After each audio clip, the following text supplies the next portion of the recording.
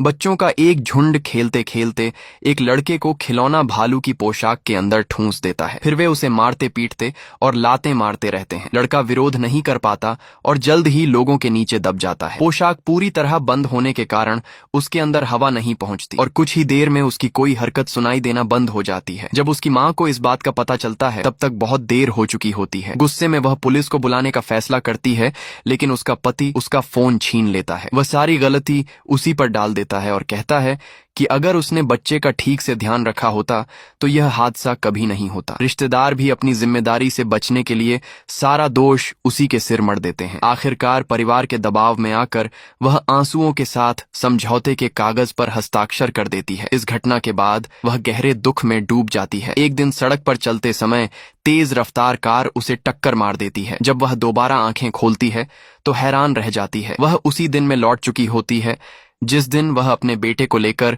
ससुराल में त्योहार मनाने गई थी। पिछली जिंदगी की त्रासदी को याद करके इस बार वह सावधानी बरतती है। वह अपने बेटे को अपनी माँ के पास छोड़ देती है और अकेले ही ससुराल पहुंचती है। लेकिन घर में कदम रखते ही वह देखती है कि एक बच्चा पहले से ही खिलौना भालू की पोशाक के अंदर घुसा हुआ है। उसे लगता है कि कहीं उसका बेटा चुपके से यहाँ तो नहीं आ गया। घबराकर वह अपनी माँ को फोन मिलाती है, लेकिन कॉल लगने से पहले ही उसका पति आकर उसे रोक देता है। तभी उसकी ननद भी पिछली बार की तरह उसे कमरे में ले जाने की कोशिश करती है। उसे याद आता है कि पिछली जिंदगी में भी इसी बहाने उसे कमरे में बंद कर दिया गया था। पूरे 1 घंटे तक वह बाहर नहीं निकल पाई थी और इसी वजह से अपने बेटे को बचा नहीं सकी थी। यह सोचकर वह ननद का हाथ झटक देती है और खिलौना भालू के पास जाने की कोशिश करती है, लेकिन रिश्तेदार पहले की तरह उसे पकड़कर जबरदस्ती कमरे में ले जाते हैं। लोगों की संख्या ज्यादा होने के कारण वह कुछ नहीं कर पाती। वह बहाना बनाकर बाथरूम जाती है और वहां से अपनी माँ को वीडियो कॉल करती है। स्क्रीन पर अपने बेटे को सुरक्षित देखकर उसकी जान में जान आती है, लेकिन अब उसके मन में एक नया सवाल उठता है। अगर खिलौना भालू के अंदर उसका बेटा नहीं है तो फिर वह बच्चा कौन है? वह सोचती है कि चाहे जो भी हो, किसी मासूम की जान खतरे में है। इसलिए वह दोबारा बाहर निकलकर सब कुछ रोकने की कोशिश करती है, लेकिन रिश्तेदार दरवाजे पर पहरा देकर खड़े रहते हैं